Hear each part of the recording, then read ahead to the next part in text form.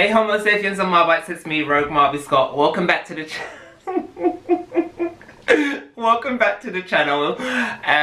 So if you saw my last look, it was a unicorn, a dark unicorn inspired look. And I'm doing lots of looks now. I'm doing looks. But I'm inspired by spring, and this look is inspired by Kiara. So to pay homage to her, I think I should wear her collar.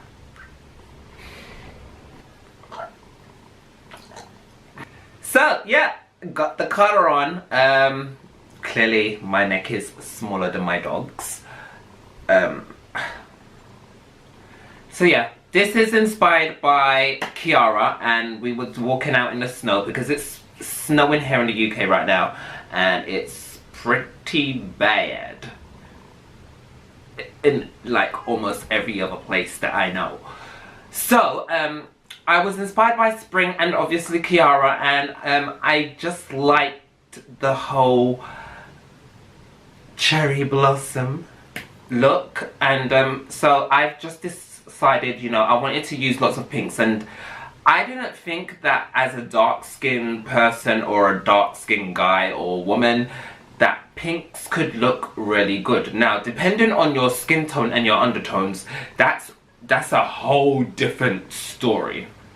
But I'm feeling how this looks on me so far, and I can't wait to do this look on one of my models, and I can't wait to do it on one of my clients, because this is such a lovely spring Barbie kind of look, and it goes well with wearing whites, it goes well with wearing blacks, and I decided to wear the wig because I actually wanted to see what a female would kind of look like. Obviously I'm not a female, but I wanted to find out what a female would look like with black, jet black hair with the pink, and obviously maybe if I had normal coloured eyes. If I had the stereotypical black person's eyes, then maybe I could see a little bit more. Maybe I should just go and put some contact. No, I'm not. I can't be bothered.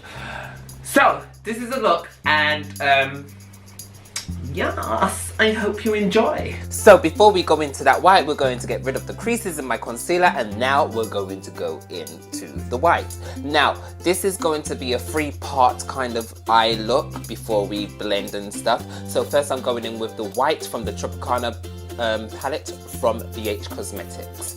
Now I'm showing you that I'm doing 3 placements of colours, and the second colour is now going to be the light pink that I decided to wear. I didn't go with the baby pink because I just wanted everything to go from pale to dark as soon as possible. I didn't want to have to graduate too much. So putting that on, I'm going into my darkest pink now, and I'm going to use my fingertips to put that on because I felt like my fingertips would give a more opaque look to it rather than wearing a brush.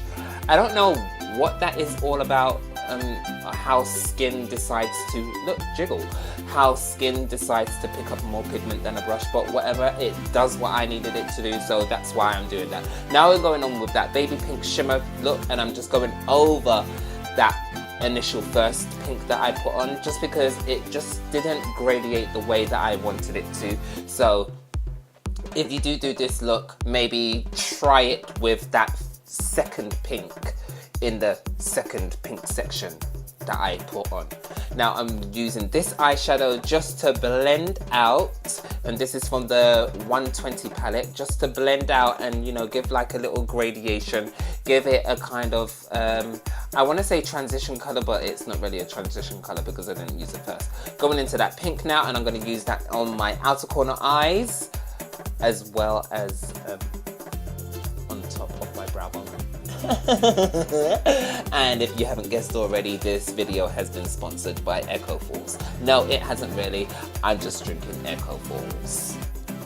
So just blending in those colors seamlessly, and then I'm going to go into a nice red, and I'm going to place that in the outer corners of my eyes just to deepen that pink a little bit more, because I feel like the pink didn't pop at the ends, at the beginnings of my eyes, so I decided to go in with a red.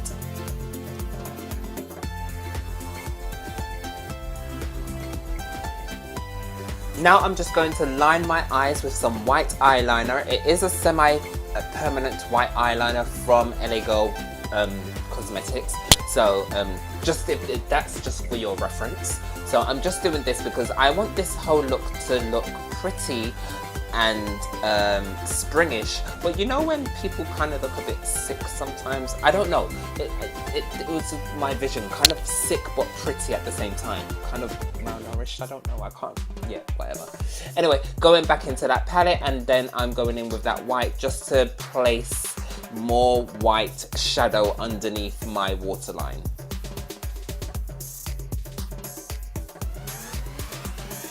And I chose not to wear any lashes in this because I wanted to look very innocent, but I don't think it came across that way. Just going in with some more of that white shimmery eyeshadow, just because it was a little bit pink.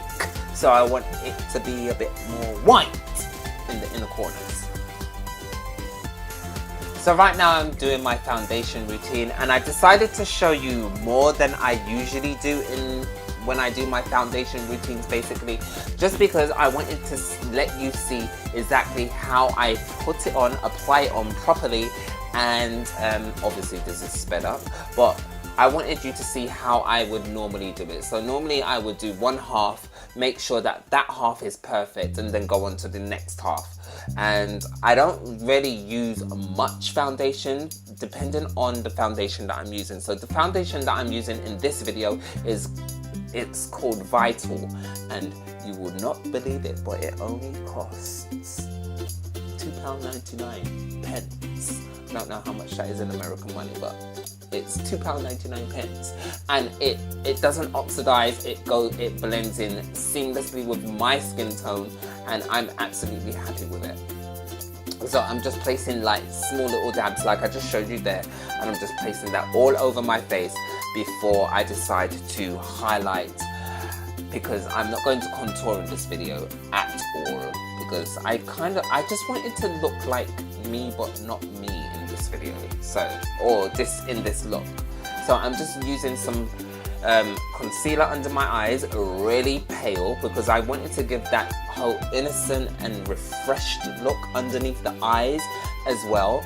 And I'm using a really light concealer like I just said, and then I'm going to go in with more close to my concealer, close to my complexion concealer, so that once I do blend it in with my Miracle Complexion Sponge from Real Techniques, that it just looks seamless rather than very placed onto your face.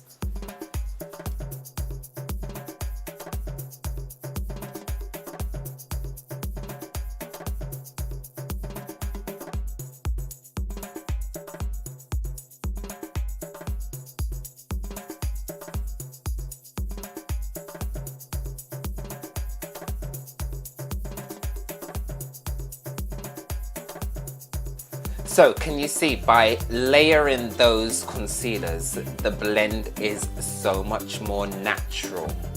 Obviously this is makeup, but it looks so much more natural, so much more seamless than if you was just to use one concealer and just blend it. This is the reason why I did it the way that I did it, because I wanted it to look seamless. I wanted to look innocent.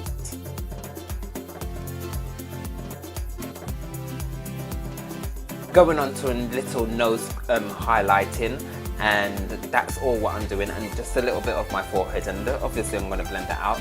I don't understand why there's the terms of highlighting in terms of matte or natural skin highlighting, and then the whole highlighting where it's all shimmery and stuff. Anyway, we're going to go on because we're blending, and then we are going to bake our face. Now I'm baking the hell out of my face because I want this face to look matte underneath my eyes. I want it to look matte on my nose. I want it to look matte everywhere where I'm putting. So I am baking. Today I am actually baking, and I'm not doing the whole let's just put it under there for like 2 seconds. I literally do leave it there for like a whole 15 minutes. 15 minutes.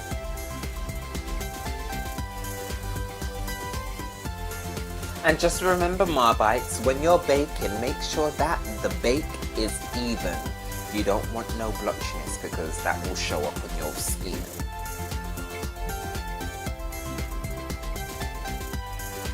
Now I'm just going in with some light pink eyeshadow just to blend out what I've already gone over, and obviously the bake and the foundation has got rid of that, so I'm just reapplying it just to blend it out.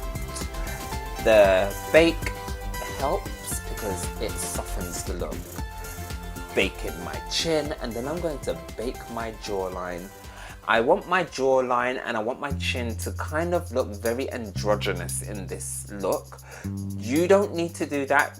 Do contour and bake and highlight the way that you want to do when you do this look, if you decide that you want to do this look. But I want it to look very androgynous. I want it to look like a man, but I want it to look like a girl. I want it to kind of confuse people.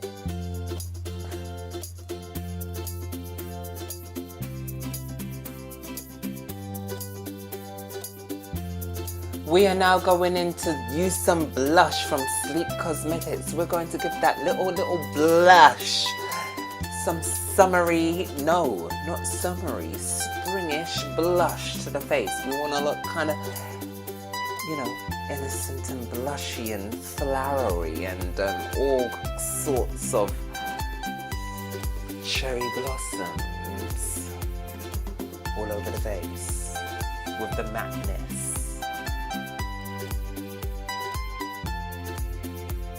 Now we're going to highlight with something that will complement that pink, and I use a white-ish, pinkish highlighter, complement that pink blush. And we're also going to highlight our nose, but we're not going to do that now. We're just doing our cheekbones first because we want to know how this is going to look. Now we're dancing.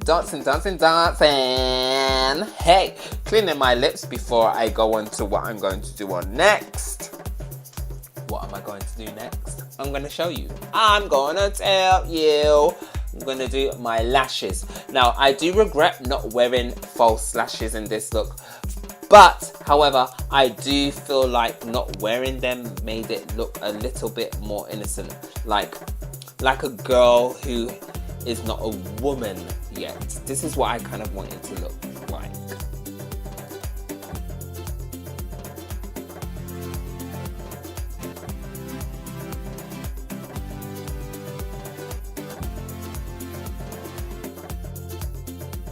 So using the Anastasia lip palette, I am using the white first to line my lips. Well, place the base on my lips before I go on to using a red. Now obviously if you do not know about colors, red and white make a pink. Red and white make a pink. Now I'm doing a crisscrossy on my Cupid's bow just because I want my Cupid's bow to be perfect, and then I'm doing what else you can see. I'm a little bit drunk right now because I've been drinking Echo Falls. I am so sorry about that, but nonetheless, or whatever, the tutorial is going to carry on. So, lips white, then we're going to go on with the red. Now we're going to start off with placing the red on the outer corners of our lips. We're going to pucker up, pop, and create some more red and pucker up, puck. Why am I not pucking? Puck. There you go. And then we're going to start blending that in with our fingers.